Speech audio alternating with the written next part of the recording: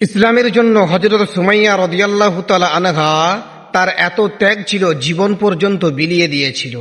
হযরত সুমাইয়া রাদিয়াল্লাহু তাআলা আনহা মক্কার বনু মাখজুম গোত্রের আবু হুযায়ফা ইবনুল মুগিরার দাসী ছিলেন। পরবর্তীতে ইয়াসির নামক এক ব্যক্তির সাথে তার বিবাহ হয় এবং তাদের ঘরে হযরত আম্মার রাদিয়াল্লাহু তাআলা আনহু এর জন্মগ্রহণ হয়।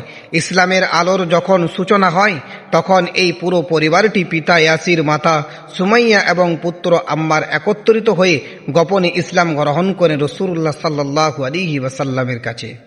তারা ছিলেন ইসলামের একেবারে শুরুর দিকে মুসলিমদের অন্যতম। বনু মাখজুম গোত্রের কাফিররা যখন জানতে পারল যে সুমাইয়া রাদিয়াল্লাহু তাআলা আনহা এবং তার পরিবার ইসলাম গ্রহণ করেছে, তখন তাদের উপর নেমে আসে নির্মম ও অমানসিক নির্যাতন। বিশেষ করে আবু জেহেল এই পরিবারের উপর অত্যাচারের স্টিমরোলার চালায়।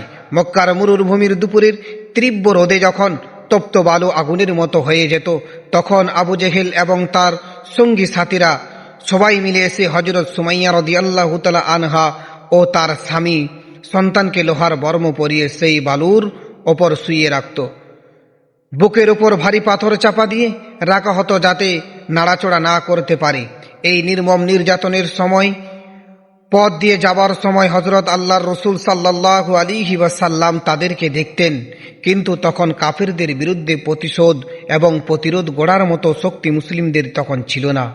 তিনি অনন্ত ব্যতীত হয়ে তাদেরকে সান্ত্বনা দিয়ে বলতেন, ধৈর্য ধরো ওহে ইয়াসির পরিবার, নিশ্চয় তোমাদের জন্য জান্নাতের ওয়াদা রয়েছে। হযরত সুমাইয়া রাদিয়াল্লাহু তাআলা আনহা বয়োবৃদ্ধ এবং শারীরিকভাবে দুর্বল ছিলেন। তিনি হওয়া সত্ত্বেও তার ঈমানি শক্তি ছিল পাহাড়ের মতো মজবুত এবং শক্তিশালী।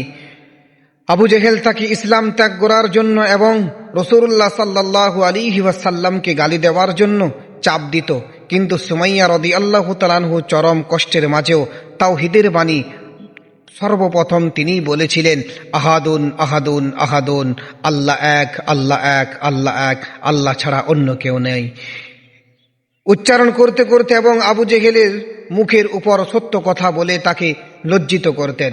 আবু জেহেল তাকে ইসলাম ত্যাগ করানোর জন্য সব রকমের চেষ্টা করে ব্যর্থ হয়। সুমাইয়া রাদিয়াল্লাহু তাআলা আনহা এর দৃঢ়তা দেখে সে ক্ষোভে ও রেগে অন্ধ হয়ে যায়। এক পর্যায়ে সে অনন্ত নিষ্ঠুরভাবে হযরত সুমাইয়া রাদিয়াল্লাহু তাআলা আনহার লজ্জাস্থানে বর্ম এবং বর্ষা দিয়ে আঘাত করে।